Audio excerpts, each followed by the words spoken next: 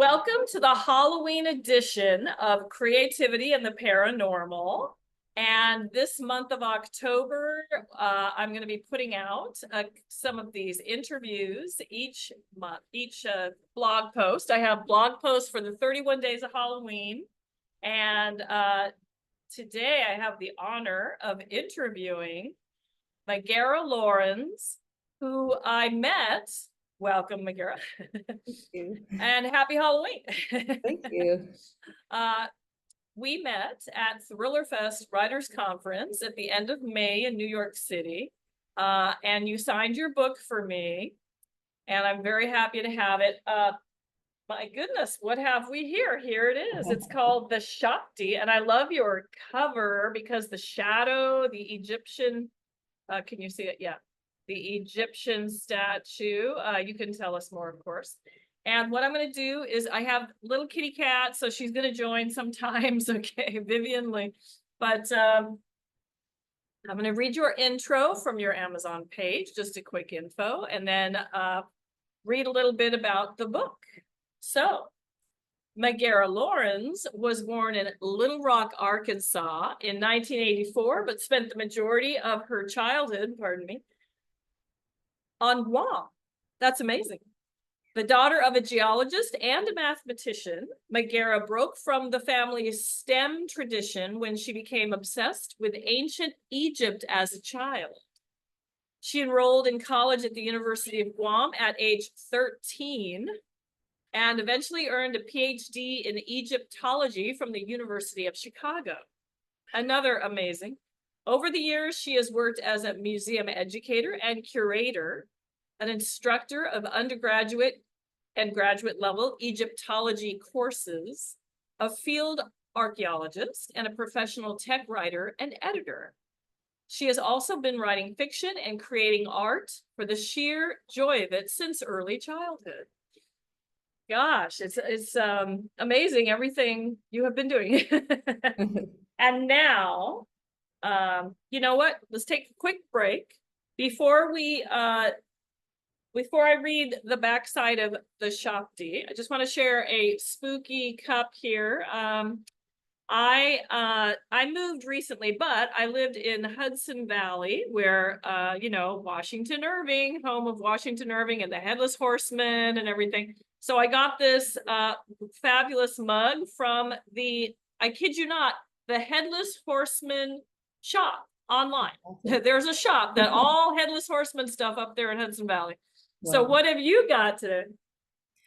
I have this kind of vintage spooky Halloween cat mug that I found on Amazon recently. It came as part of a set, and it just definitely speaks to my aesthetic, and I'm a cat lover.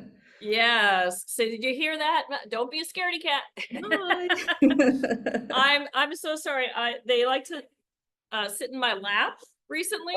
Then if I shut the door, they'll meow. So, Yeah, I have a little cat who likes to perch on my shoulder, a little tortoise shell, and she crashed my virtual editorial meeting with my editor when I was doing revisions to the copy. Basically banged on the door until I had to let her in, and then just perched on my shoulder like a little girl through the whole meeting. Well, hey, we welcome her now if she wants to come in. And I just noticed your Halloween shirt. Okay. Yeah.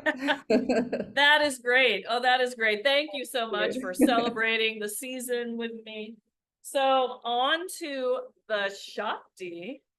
And you were part of the debut authors, correct? At Thriller Fest Writers Conference.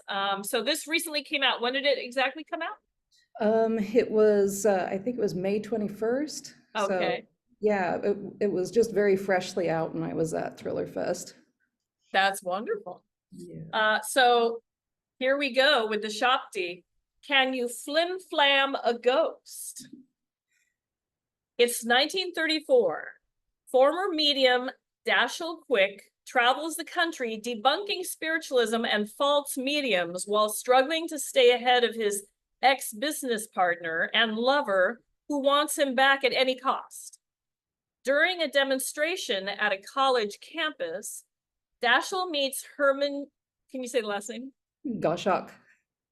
Dashiell meets Herman Goshak, an Egyptologist who's convinced that he has a genuine haunted artifact on his hands. Certain there is a rational explanation for whatever is going on with Herman's relics, Dashiell would rather skip town, but soon finds himself falling for Herman. He agrees to take a look after all and learns that something is haunting Herman's office indeed. Faced with a real ghost, Dashiell is terrified, but when the haunting takes a dangerous turn, he must use the tools of his shady trade he left behind to communicate with this otherworldly spirit before his past closes in. Ooh, see, hence the cover. I'm loving it. Now, I haven't started quite yet, although you signed that for me at Thriller Fest, because I'm finishing something of my own, but that's going to be my treat. The minute I send my manuscript off to my editor, I'm going to dive into yours. And I love to be able to hold a book, you know, and I take the train to New York City and I see people all the time with real books, not just Kindle, you know. Kindle's great as well, but it's nice to see that, you know. So, Yeah. all right, let's dive in. So what is it about the paranormal realm that inspires you to write in that genre? I think that for me, it might have something to do with my fascination with the past. I've always been really interested in times and places that no longer exist, and people that no longer exist, mysteries that can never be solved because the people who were there who knew what was happening or the pieces of the puzzle that we need just don't exist anymore. It kind of awakens this longing in me to find some kind of connection.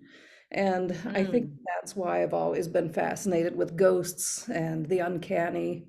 And I find the idea of actual ghosts and the idea of some of the, you know, the phony stuff that people have come up with to be almost equally interesting. The history of Oh yeah. spiritualism fascinates me. So I like the idea of kind of putting all those things together into one story. Oh, that's wonderful. Yeah. I mean, I'm thrilled by the past as well. I haven't done, well, no, in my first book, not to go on about me, but I have her go back to Celtic tribal times, like Boudica, Celtic warrior queen. I'm not going to say if she was her or not, but she gets into a trance and goes back to that. That was her past life. But anyway, yeah, the past is so compelling, right? And it's Yeah. great for storytelling.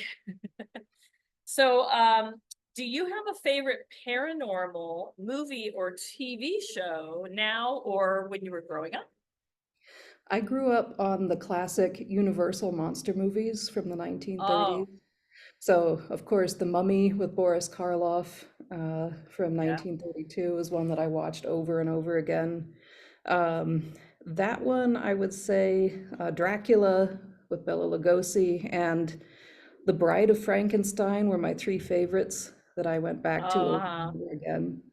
And one thing that I appreciated about those movies was that they were spooky and atmospheric, but there was also this interesting balance of humor, especially in Bride of Frankenstein.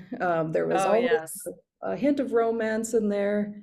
They really blended genres in a fun and interesting way. And of course, there's just this kind of campiness to them that's really fun.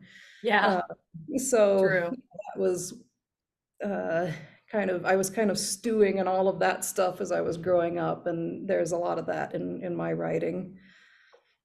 Yeah. Oh, no, those old movies will live on forever, Yeah. you know, and it's fun because you get scared and it's spooky and you jump scare maybe, but then they say, like you say, they say something hysterical and you start laughing, you Yeah. know.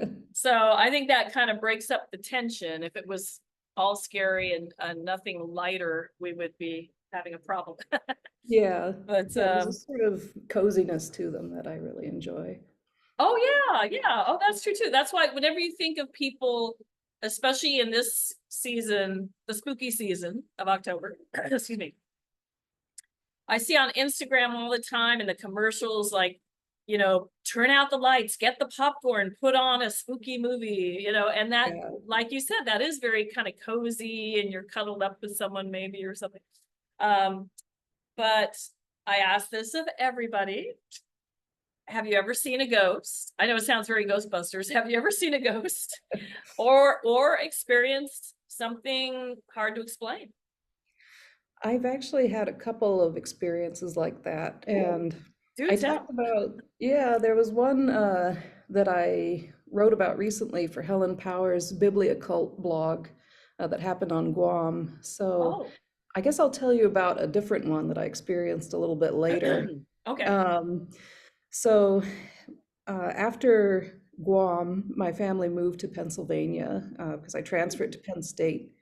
And we rented this little farmhouse that was kind of, if there was ever going to be a haunted house, that place Oh, okay. was just, that was Yeah. going to be it. I think the original part of the house was built in the 1830s, and in the living room you could see the original beams. It was kind of a little log cabin, and then it had been expanded over the decades. The basement was about the scariest place I've ever seen. It had an Ooh. old-fashioned larder in it that was empty, but I'm sorry, a larder a is. larder was in the basement. It was kind of a big, it was like a cold room from before there was refrigeration. It Oh, had okay. this thick door that was like almost like a bank vault door with, a big handle that you had to turn. It smelled like sausages that must have been like Oh my 100 years old. And I was Wow. always, anytime I went in there for any reason, there was this fear that, okay, if that door closes behind me, I'm never getting out again. Oh wow, yeah. Uh, I don't think that would have happened, but it was Yeah. one of those things like saying Bloody Mary in the mirror. You just don't want to test it. Yeah. Yeah. Um, but there were a couple of times in that house where I smelled this scent that, I just knew the moment I smelled it that it was a woman's perfume. Um, and I didn't wear perfume. My mom didn't wear perfume, but that was just so clearly what it was. Like I didn't question it. Uh, It's very floral. yeah. I mentioned it to my mother, and she was like, "Yeah, I've smelled that too." Oh. Um, and she and my brother both experienced other things in that house. My brother said that once he was there alone, and he heard a woman call out his name. Oh my He gosh. dishes rattling in the cabinets downstairs. And Wow. another time, he and my mom were sitting on the couch in the living room, which was the original part of the house. And there was kind of an office that had been built onto the outside of the living room that had these double doors. And they said as they were sitting there, they saw those doors just slowly flex, like somebody was pushing Ooh. on them from the other side. Oh my gosh. They went Wow. in there, looked around, couldn't feel any drafts, or there were no cats in there, anything that would explain, what could have been. Oh my goodness. So, Wow. yeah, Wow. none of us Did ever really felt threatened or spooked. It oh was just interesting. did things, I'm just curious, like you said, there was the original part of the house. Was it Yeah, mostly in the basement? Was it mostly in those areas? Like when you went to the expanded part, did things not happen there, or was it the whole place? I guess it seemed like it was mostly in the original parts of the house. I remember Oh, smelling okay. perfume on the stairs, which would have been built a little bit later. Uh, But yeah, the flexing doors, that was certainly in the original part of the house. yeah. Oh my gosh. I'm sorry. They But do yeah, this every time. yeah. But so did it continue till you moved? Um, it was just kind of something that happened a handful of times. I don't remember that it Oh, was okay. a continuous thing. It was just a handful of these little incidents. But yeah, Wow. So were you really scared, or did you think, okay, well, it hasn't hurt us? yeah, I never felt threatened. The only place in the house where I ever felt scared was in the basement. Oh, That larder yeah. was spooky. But yeah, when I was smelling the perfume and stuff, it didn't feel threatening. It just felt like there was something there. Yes. Oh, for sure. Yeah. Yeah. Because And that's that, one of, yeah, go ahead. I was just gonna say that is something that I'm incorporating into the story that I'm working on right now, that perfume Oh, smell. Uh, yeah, exactly. See, exactly. Um, I'm just gonna say real quick in my book Bay of Darkness, there's a head psychic lady. It's like a ghost hunting team and all that. And uh-huh. she shares a story which actually happened to me when I was 13. I'm going to say that just the bullet point. But we thought, oh, we do a seance at 13. And we're in my friend's bathroom of all places. We just did it on the spur of the moment.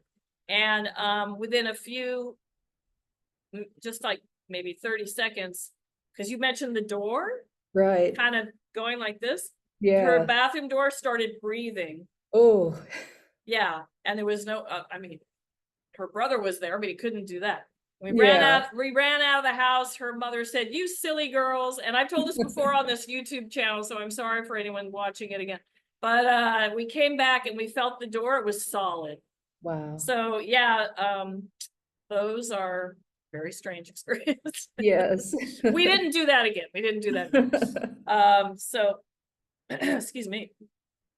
Well, this is something a lot of people ask, but I think it's very important. What advice would you give to an aspiring writer? I guess I would say that when you get to the point of being ready to try to publish your book, a couple of things. First, it really helps to have some kind of a plan going in. Like I've seen a lot of writers who are at the querying stage get really uh, frustrated because they're like, when do I stop querying this book? Mm, When do I know that it's time to shelve it or move on or try something else? And I read some advice somewhere that you should, at the start, say, I'm going to query 80 agents with this. And if I don't get picked up, by that time, then I'm going to move on to some other approach or shelve this and try something else. So when I went in, I decided I'm going to do 80 agents. If that doesn't work out, I'm going to try selling my book directly to a publisher that accepts unagented work. And if that doesn't mm, work, I'll go to self-publishing. And it was just very comforting having that series of kind of backup plans in place, because I knew going in, even if my plan A doesn't work out, somehow I'm going to get the story out there. And yes. yeah, I never felt like I was kind of drifting without knowing, that there was going to be uh, some kind of way to get it out there in the end. Um, I That's ended up great. going with Plan B and selling it to Camcat Books, which worked out I really saw that. Yeah. well. Um, and I guess the other advice I would give is just be careful, because as soon as I'm sure as soon as you start putting yourself out there as an author, you're going to get targeted by scammers. Um, and Yeah. there are a lot of people out there who have advice that's well-meaning but not necessarily correct. There's a lot Yeah. of um, drama in the writing world. I mean, most writers that I have interacted with have been wonderful people, but Yes. there are pitfalls that you have to avoid. So just, be Right. cautious, use resources like Writer Beware, and what's that blog Oh, called? Publish yeah. Death, I think. I'm sorry. There's a blog called, I think it's Published to Death at blogspot.com. Oh, yes. Yes. But yeah, those kinds of resources I found extremely helpful, just, trying to figure out, what I'm dealing with in the publishing world. Yes.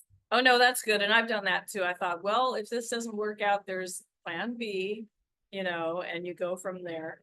Yeah, So that's very good advice. And that kind of goes with the next question. What advice would you give to naysayers along the way? And you've kind of covered that a little bit. So yeah, yeah, just everyone has an opinion, someone told me, because I yeah, had done acting as well. Gee, can you tell? right. But I was in a show with community theater show, and me and one other actor were getting more positive reviews than the others. It Yeah, happens. And sorry. we were getting kind of harassed by them, that even though they were joking, some weren't, and this and that. And so this older man, he was the other actor getting good reviews. He stood up and he said, "You know what? Everyone has an opinion and they're entitled to it." And Yeah. that was it, you know. And critics as well, you know. But well, so with these last remaining moments, would you like to comment on anything else we've talked about, or do you have another book you're working on now after this one, or what would you like to say? Um, I guess in response to the question of dealing with naysayers, Mhm. I would say that one thing that helps me with all of the stressful aspects of publishing is just to kind of approach it with kind of a sense of wonder and curiosity. That's Go in nice. thinking, what are people going to love about my book? What are they going to hate about it? And it's kind of fascinating to see that two people can have really diametrically opposed reactions to the same story. And Yes. I think that's kind of cool because it just tells you how much it's a collaborative effort between the creator of a piece of art and the audience, that people are bringing themselves to your story. Yeah. So I mean, you hear about the death of the author, but I like to But think of it more as, I don't know, like it's like I said, a collaboration. Um, yes, what do you mean by the death of the author? this idea that once you put your book out there into the world, it's really no longer yours. It now Yes, belongs to the reader. that's what I figured. Yes. Yeah. Um, Yeah. but yeah, you'll see. I've had a couple of reviewers say that my book is one of the best things that they've read this year, and I had one say that it was the biggest disappointment of the year. And of course, that stings at first, but then it's like, wow, that's actually really interesting, and it's cool that I produced something that could, make that much of an impression on somebody in one direction or the other. Right, like polar opposites. But Yeah, now I can't remember who said this, but I'm sure a lot of people did in the creative world. Excuse me, in the creative world. Um, Whether it's negative or positive, at least as long as they're talking, not as long as they're talking right. about, but they're talking about it. Like the Yeah, worst thing could be, you know, yeah. Nobody not cares, even worth talking about. right? But excuse me. Thank you so much for Thank coming you. on my channel here, Creativity of the Paranormal. And we're going to continue to have some Halloween edition authors. And so we look forward to, are you working on something else now? Or are you kind of, because you have Yeah, a day job too, right? yes. Me too. But yeah. But I am Yeah. working on sort of a sequel slash spin-off to the Shabti, with a Oh, different, it has a lot of the same characters, but a different point of view character. The main character is actually Agnes, the secretary from the Shabti. And oh, great. in some ways, it's more of a mystery and more of a classic Gothic ghost story than the Shabti, but I think it'll be a lot of fun. Oh, that's great. And I love it when you choose it, you pluck a character from your first book and then they get their own story, you know. Yeah, So and I'm fascinated by ancient Egypt, and like you said, I love the old movies, The Mummy, and the more modern movies, The Mummy, the one with Rachel Weisz and Brendan Fraser, not the other one, but anyway. So yeah, I can't wait to dive in. So thank you so much again, and to everyone out there, yeah. have a happy Halloween. Bye. Bye.